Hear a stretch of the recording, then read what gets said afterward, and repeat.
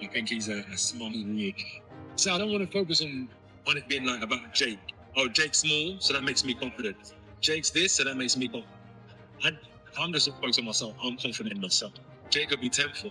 I'm confident in myself. That's what I'm saying. It's not about how he is. It's long one. You do some pads then? Yes, sir. Do some pads. Yeah, we're gonna do some pads today. And then technique and all that stuff, you know. Fight is easy. No matter how hard you train and how you just gotta get lucky.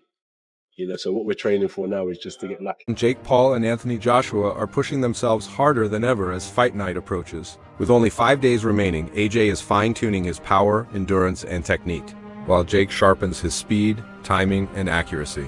Inside his camp, Paul remains fully confident, breaking down every detail and preparing to surprise everyone. He believes his preparation will make the difference the moment the bell rings. The fact that it's a harder challenge for me. People had a lot of excuses against Gervonta and, oh, it's a smaller guy, blah, blah, blah, the weight difference. And now I flip-flop the roles. Everyone thinks I'm going to die, and they don't know what I'm capable of. And so being the underdog and being able to go in there and showcase what I'm going to do to Anthony is more exciting for me. Anthony Joshua steps into training knowing that no fight is ever easy. He respects Jake Paul as a legitimate opponent and treats every session with total focus and intensity. Age continues to sharpen his technique, power, and endurance, pushing himself harder than before. Each punch and drill is deliberate, every movement controlled. His intent is clear, nothing is being left to chance as he prepares to face Jake Paul with the seriousness every true competitor demands. See how much work goes into them sessions. It's going to be a tough fight. No fight is easy. No matter how hard you train and how you just got to get lucky. You know, so what we're training for now is just to get lucky. Miss a punch that could have hurt, catch you with a punch that's going to hurt him.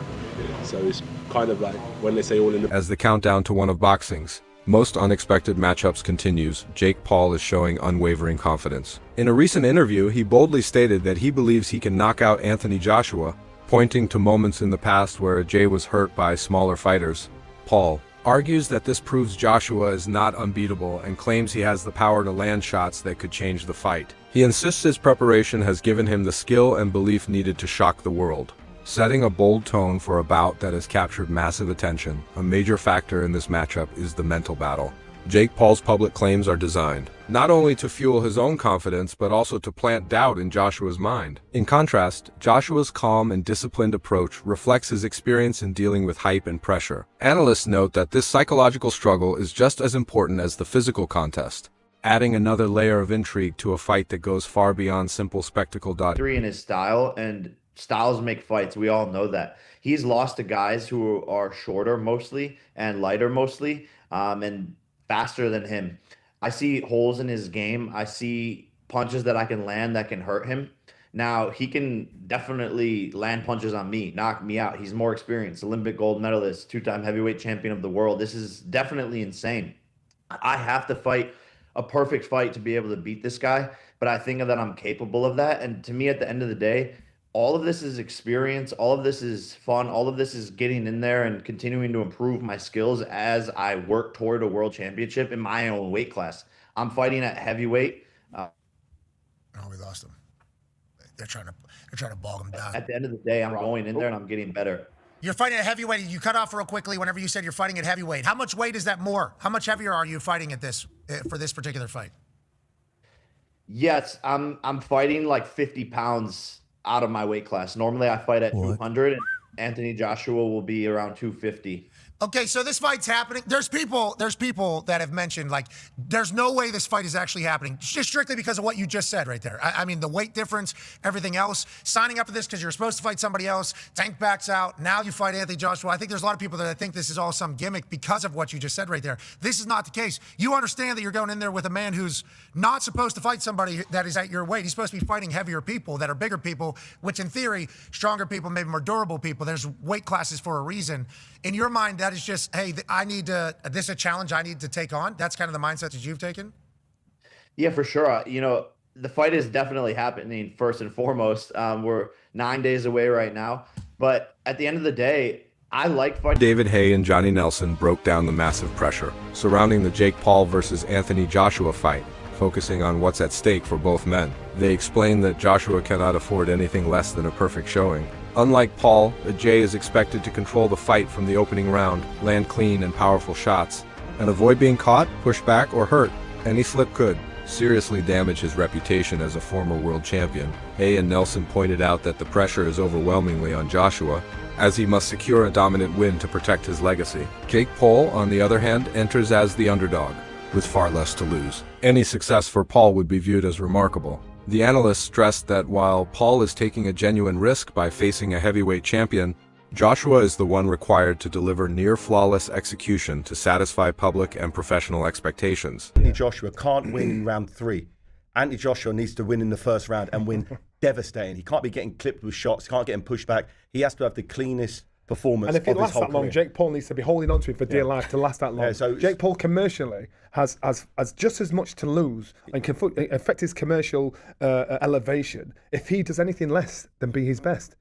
Commercially, he doesn't need Jake Paul. I think the pressure's on Jake Paul. The pressure's not on Anthony Joshua. Sorry, the pressure's on Anthony Joshua. The pressure is not on Jake Paul because no one's expecting Jake Paul to do anything. So he's free. Whatever happens, he's gone out there and done something extraordinary. He's put himself in harm's way, to try to achieve this crazy goal. So but Anthony Joshua, on the other hand, he's only doing it for the cash, for the money, and that's cool. Yeah. But he can't look bad. He can't get knocked down. He can't get a cut. He can't be missing wildly. He has to have a punch-perfect performance to justify, just like Ngannou. If he has the same performance against Ngannou, Job's done. The job's done. But is he going to be motivated enough to be able to switch on? Because he was razor sharp. I was there at ringside with you watching that fight, and that was as sharp as I've seen AJ look. And the other thing is, Ngannou looked scary. Jake Paul doesn't. Yeah. And Ngannou was thick, thick, big and that man, wide. big man. I was interviewing him, so next I'm thinking, damn, you're getting him with him. Yeah. And you're now thinking, if this guy gets one shot off, Jake Paul doesn't have any of that about him. So you're not looking at him thinking, he might Well, get if a you shot. look at Jake Paul's training footage, he puts out snippets all over his kind of social media and on YouTube.